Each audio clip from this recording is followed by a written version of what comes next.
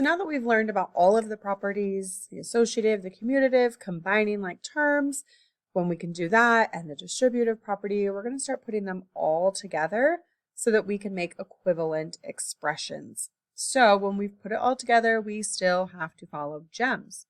If we follow GEMS, we can take these really big expressions that kind of look scary sometimes, and we just go step by step. What can I do? What can I do? So we're going to start here. So we have G. We have a group right here. I have 4 X's and I have 3. I cannot put those together. They are not like each other. Right? We can't add things that are not like each other. So there's nothing I can do with my group. I'm going to check it off.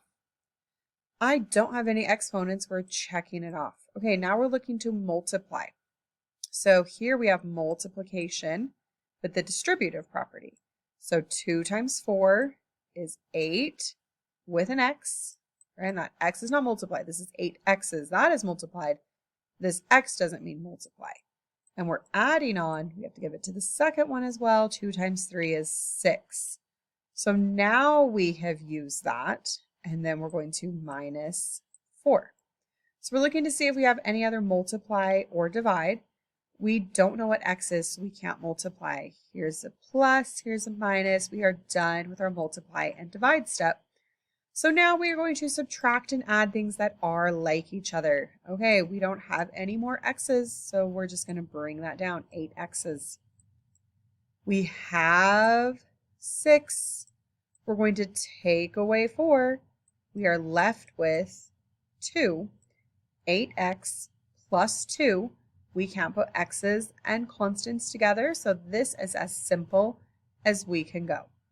Now we could take that and we could pull out a factor. So here is one way. And I can also say that, oh, I know 2 can factor out. So I could say the factor of 2, we could pull out a 2. 2 goes into 8 4 times with an x. 2 goes into 2 1 time. Oh, I gotta put my plus sign in there. So here is this problem simplified.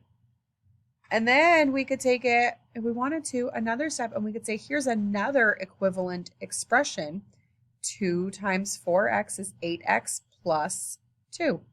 So this problem, and this problem, and this problem, well, actually this one too, these are all equivalent expressions.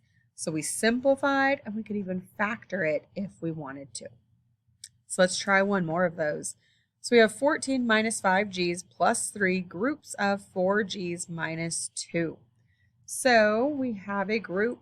Let's look at it. G's and constants, we can't subtract those. They're not like each other. We don't have any exponents. So we're looking at our m to multiply and divide. So here's a minus. We don't know what g is. Here's an add. Oh, here's multiply. We can distribute that to everything inside of there. So 3 times 4 is 12. 12 g's. And we're going to minus 3 times 2 is 6. So we just did this. So we're going to bring everything else down. Minus 14. So we're looking to multiply and divide. Here's subtract. We don't know g, we don't know g, and that is subtract. So we are done with multiply and divide. So we're going to subtract and add things that are like each other. So we have a constant of 14. That's not the same as g, not the same as g, but we do have minus 6. 14 take away 6 is 8. And then over here, we have 5g's, and we're going to add on 12g's. So these are negative 5g's, right? We're in the negatives 5. So to get from negative 5 to 0, we already used 5 of these, right? 5, 6, 7, 8, 9, 10, 11, 12. Now we're at positive 7, and they're g's. So we have positive 7 g's. We had 12, right? We took away 5, 7 g's. I can't put constants and g's together, so that is as simple as we can go. And this one doesn't have a factor. The GCF of 7 and 8 is 1. There's no really point and pulling out 1, we would be left with the exact same thing inside for the distributive property. So this is as simple as that can go into 2 terms. So this, right, and this are actually the same thing, right? We took this big long expression and we just follow our order of operations until it's in as few of terms as possible. Let's go ahead and color anything in. Those gems help you remember to use your gems as we solve these problems.